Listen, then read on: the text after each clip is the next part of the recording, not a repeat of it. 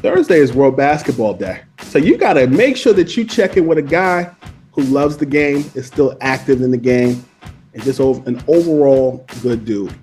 Earl of Pro Monroe joins us. Brother, what's going on? Hey, I'm hanging in here, man. It's good to be with you. Happy holidays, and hopefully, we all celebrate it well. Of course, all the good stuff. Happy holidays, happy life, and more. I got to ask you a question. What was the moment in your life where you knew that you loved the game of basketball? I don't know. It probably started when I first started to play basketball, because I was not that well. I didn't do that well my first time out. In junior high school, the coach came down the hall, and I was walking down the hall, and I was about 6'3" at the time. Mm-hmm. And he asked me if I played basketball. I said, no, I didn't. He told me to come down to the gym and see what I looked like. Mm-hmm. So I went down to the gym, and like I said, I wasn't good at all. And guys were dogging me, and all of a sudden, this is something that I couldn't do. I played baseball, I played soccer, but I couldn't play basketball. And it intrigued me. And I went home, and I told my mom, that these guys are just dogging me. And she gave me this little notebook. And she said, okay, those guys that are doing all this to you, write their names in this notebook. And as you get better than them, you start scratching those names out. And that's when I decided that I was going to play basketball. Right. As I got to scratch things out, I got exhilarated. And that, brought about my love for the game. That's a story. But look, the part that you said about writing the people's names down, like that's the epitome of writing names and kicking ass. Literally. Oh, well, I guess you could look at it like that. No, man, I think let me ask you a question. How long did you hold on to that list? All the way through high school. Okay. All the way through high school. And as a matter of fact, I didn't play varsity in high school until my second semester of my junior year. Mm-hmm.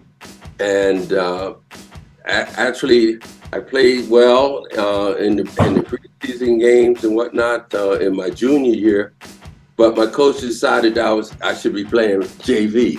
Mm-hmm. So I went down and played JV, and I was killing it. Mm-hmm.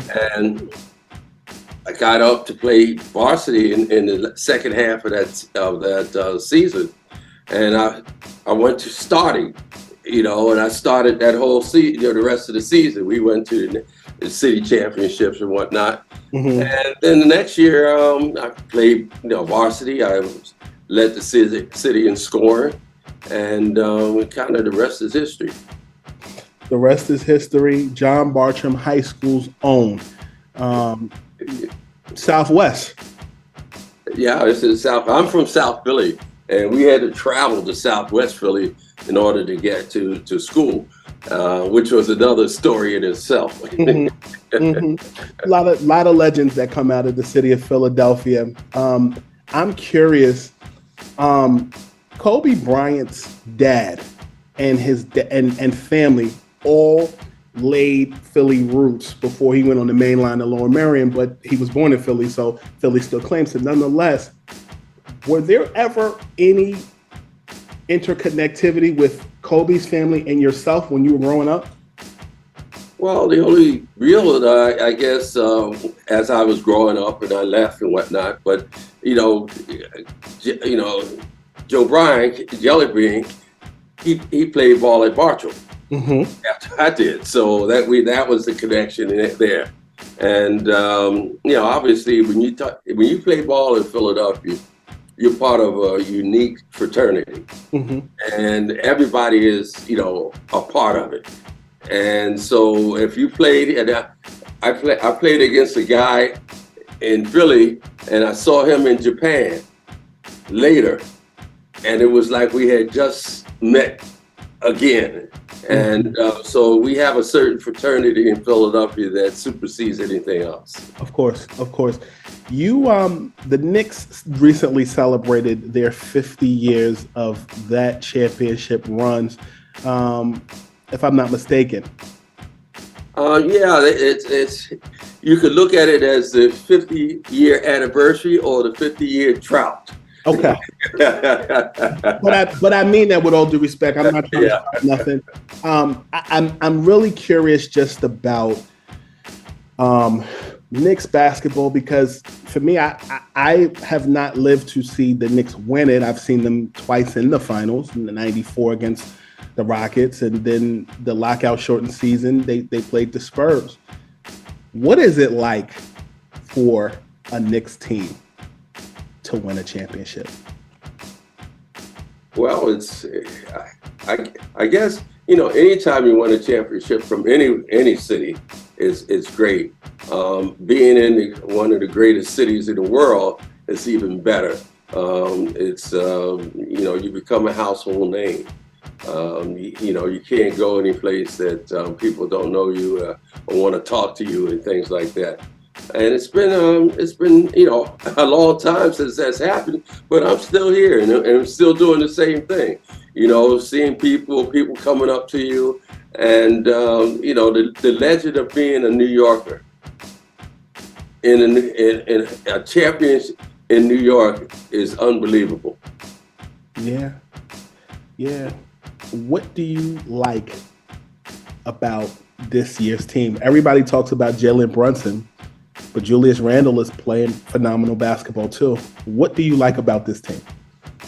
I think this team is a lot deeper than the previous teams.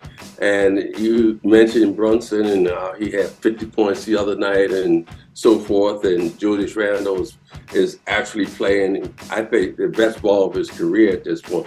You know, he was great the other years that he's been here, making the All-Star team and whatnot. But this particular team, I think he's doing a lot more. And plus, they're deeper. They've got guys there. You know, I call them the Villanova Junior Varsity. They're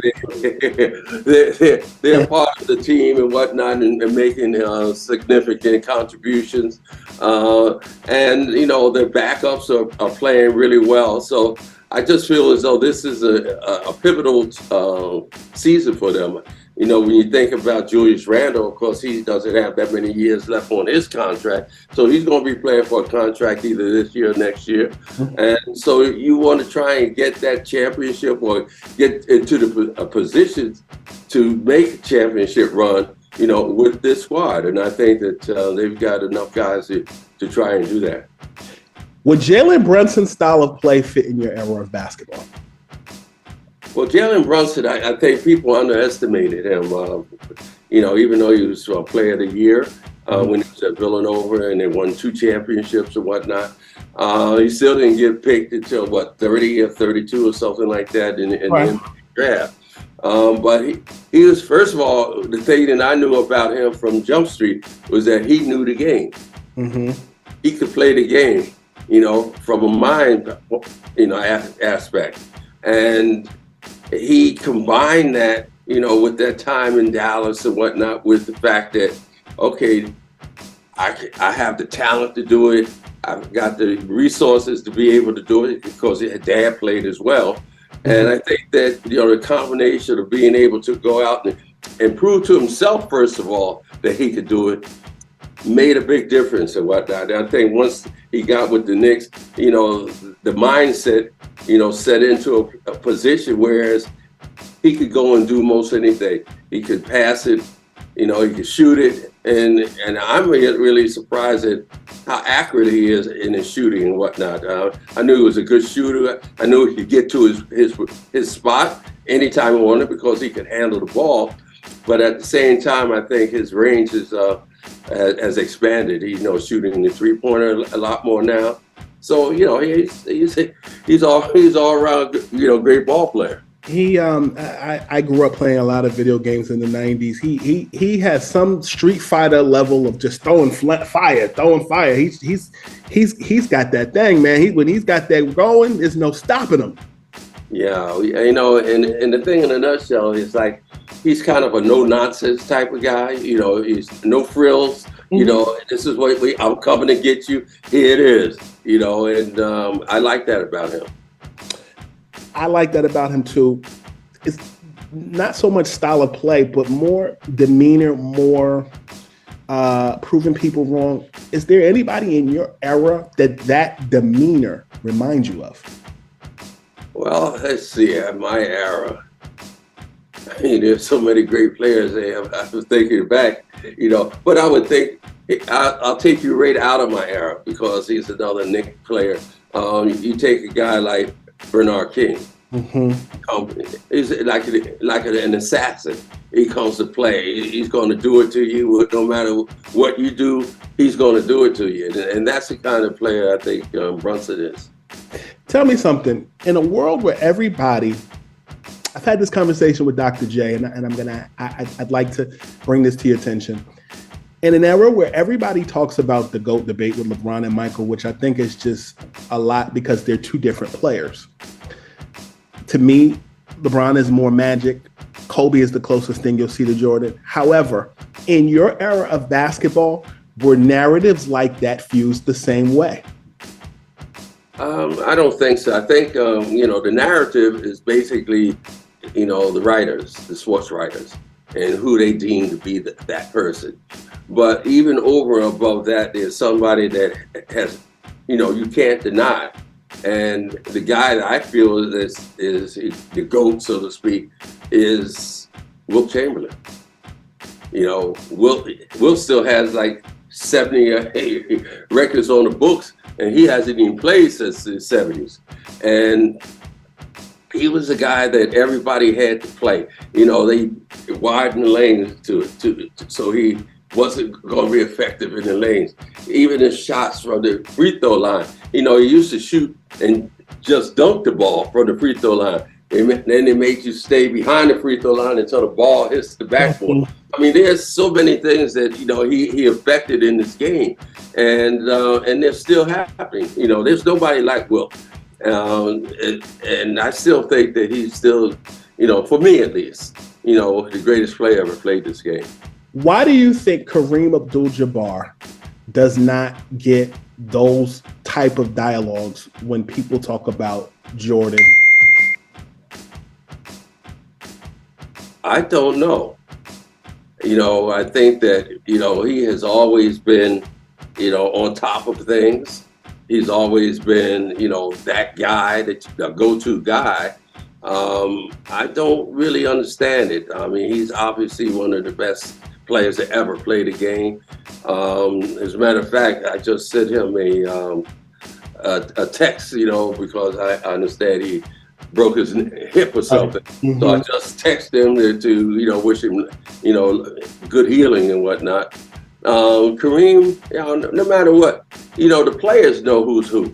Sure. You know, again, you know, sports writers, they write certain things. I mean, when you think about Kareem, you think about his legacy.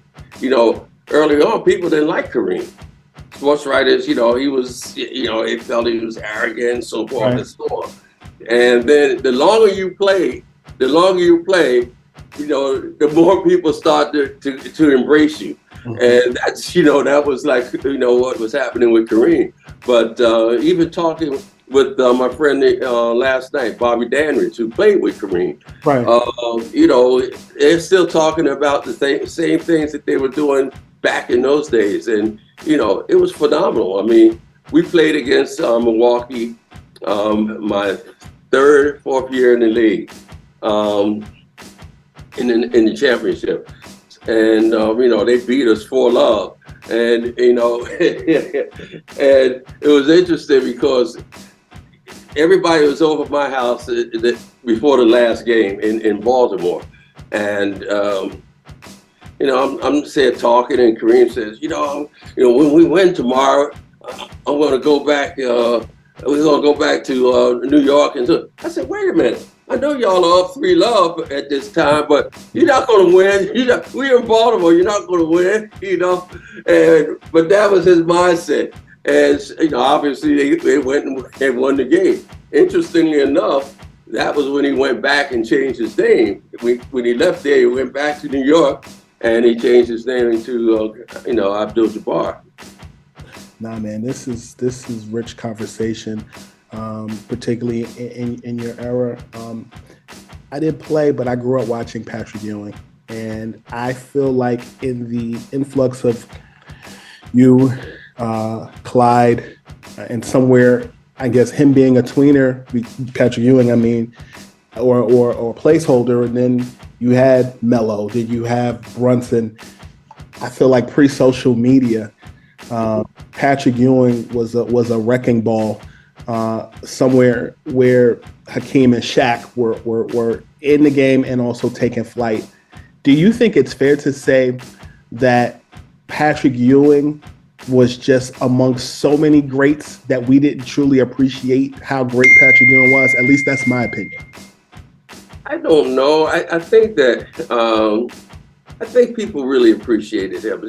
Being here in New York, obviously, I'm thinking about the people here and seeing what he had done throughout his career. I can remember when they were pulling the balls or whatnot out of to pick the number one pick and whatnot. And Dave DeBusschere got them. And then they claimed that Dave DeBusschere had a card or something stuck to his thing so he could get the number one pick. So I think that he was Patrick was a real warrior, and he was a warrior throughout his career. And he set the standards here. That team, those teams that he was on, defensively, they were great teams. With the Pat Riley, led teams and things of that nature. And they almost did it twice. And unfortunately, they didn't go all the way, but they were in the mix every year. How much do you think Patrick and Hakeem's soccer background made them ahead of the class at the center position? Well, I don't know because, like I told you earlier, I played soccer too. But certainly when you think in terms of footwork, that's important. And, if you're a big guy and you've got footwork, it makes a big difference in terms of how you perform and which way you're going to go in certain instances. Listen, what position did you play in soccer? I played left halfback. Okay. Yeah.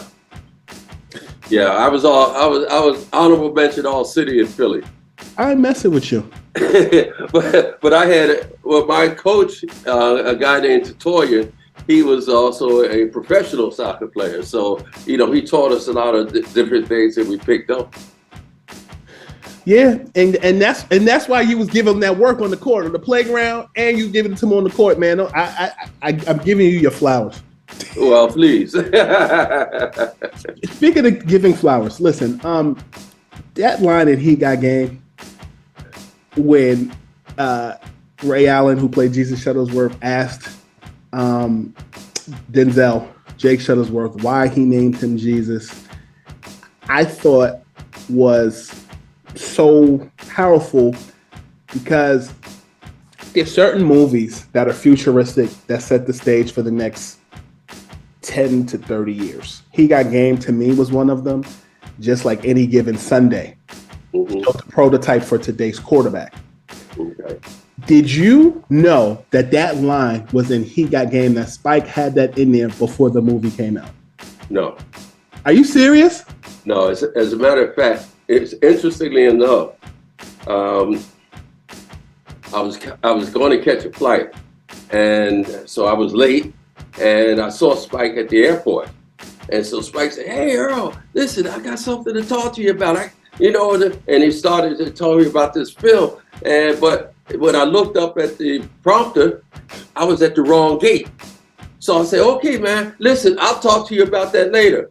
And I left and it got on a flight and whatnot. Then we got together. He told me what it was all, what this was all about. So, I became what you call a one of the so-called directors of the basketball game. And so, and as we were out practicing and so forth, and this is like around 12 o'clock at night before they shoot at 2 o'clock or 3 o'clock in the morning. And I'm telling it, Denzel was shooting good balls and whatnot. I'm telling him, you need to chill out a little bit because, these are 3-pointers that you shoot. You can't shoot 3-pointers all night.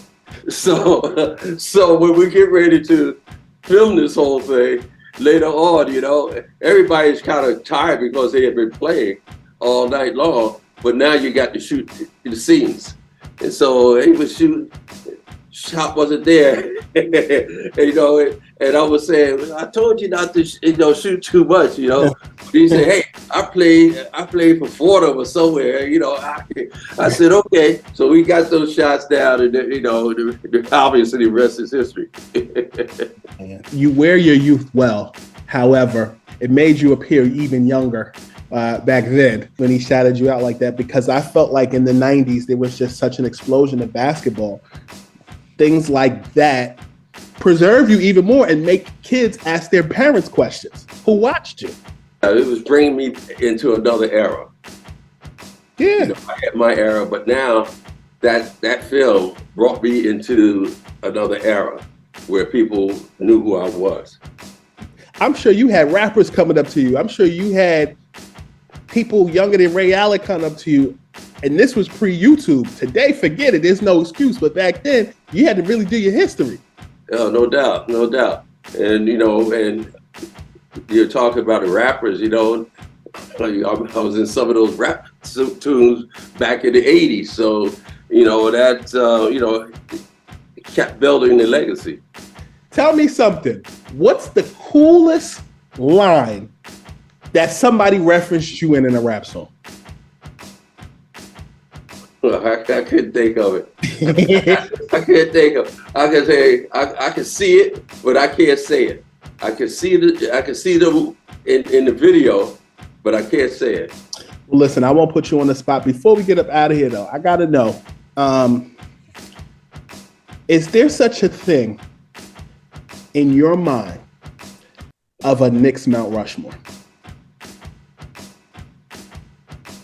Well, I never really thought about it as such. In any team, you have their, the guys who are numbers are hanging in the rafters, I guess, are pretty much the Mount Rushmore.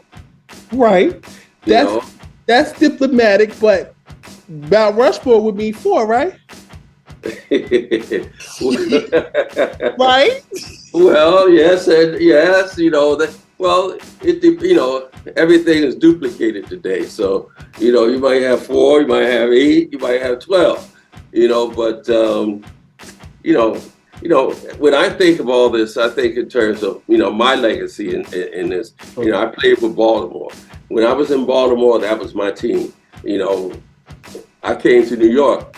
I came to Clyde's team. So, it's a, different type of scenario there. But at the same time, I was able to, downplay what I do to try and fit into what they did here in New York. Right. So when I look back at a career, I look at it in 2 phases. I look at what it was, and I look at what it could have been if I stayed in Baltimore. Sure. So, but it's all good because it still got me right here. Well, I like that diplomatic answer. But I do think that one thing I can say to piggyback off of what you said is I think that we have been blessed and spoiled with so much talent. It's like Lay's potato chips. You can't have just one. So I see your line of thinking. No doubt. But also, I want to just remember to talk about my daughter, Maya. Monroe's, they're doing this here World Basketball Day at the United Nations. That's coming up on the 21st of this month. Yes. And that's going to be interesting. What's interesting about it, 21st of December is also my grandson's birthday. So the 21st or the 22nd? The 21st is his birthday. Yes. So it comes up on a day that means an awful lot to me, and it's been something. Even Stephen Curry has been a proponent of this since 2016, and this is something that goes back to Africa, trying to get rid of malaria in Africa, because 25% of all the deaths of malaria come from Africa. And if my wife is from Belize, and they've eradicated malaria, and this fundraiser that she's doing with this here is going to help raise money to try and eradicate some of that in Africa. And you guys can check that out by visiting fundraise.unfoundation.org/WBD. Quick facts about malaria. Every minute, one child dies from malaria, and as the NBA grows in Africa, it is important to use the sport to tackle other sustainable development goals. And $10 can screen and protect one person from the disease. You can visit World Basketball Day on Instagram to share your story.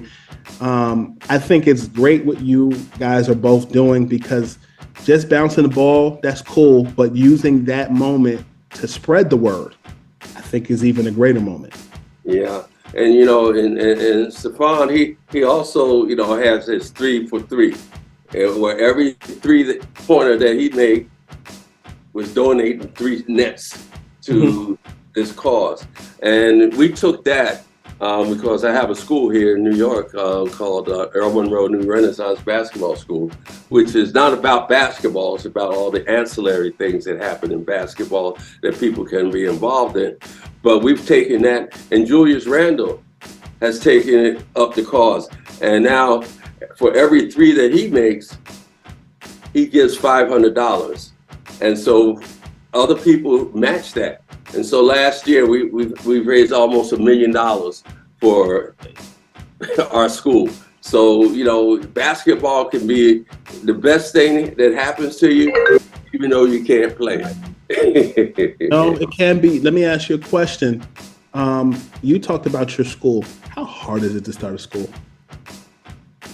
Well, it's tough. I mean, because you've got to, you talking about dotting all the I's and crossing all the T's. We started dealing with this back in 2011 or 12, and we started talking about it. And one of the gentlemen that was involved with it, he got killed in a plane crash, and so we backed off for a little bit, and then we started to back up again in 2016, and it took 2016 to 2020, and during the pandemic, to put the school into motion. So this is our 3rd year. As a matter of fact, we're not a basketball school, but we did go to China. We were invited to China and won the tournament in China. That's big. So that's a big thing. And, we've got so many sponsors. We've got so many people behind us. And, I can't tell you all the things that have been happening for us that are good. And we're hoping that we can just make a blueprint of what we do. We don't want to do it everywhere, but we want a blueprint for people to also try and do this and give the kids an opportunity to survive in this world. That makes sense. I like it. I respect it. And I'm pulling for y'all. Well, appreciate it, man. It's all good. Yes, sir. And I'm glad that we were able to plug everything, the school, the World Basketball Day, which ties into Africa and everything going on there, and also talking all things Knicks, past, present, and future. Brother, thank you so much for your time. Hey, thank you. I appreciate being with you, man. Sir.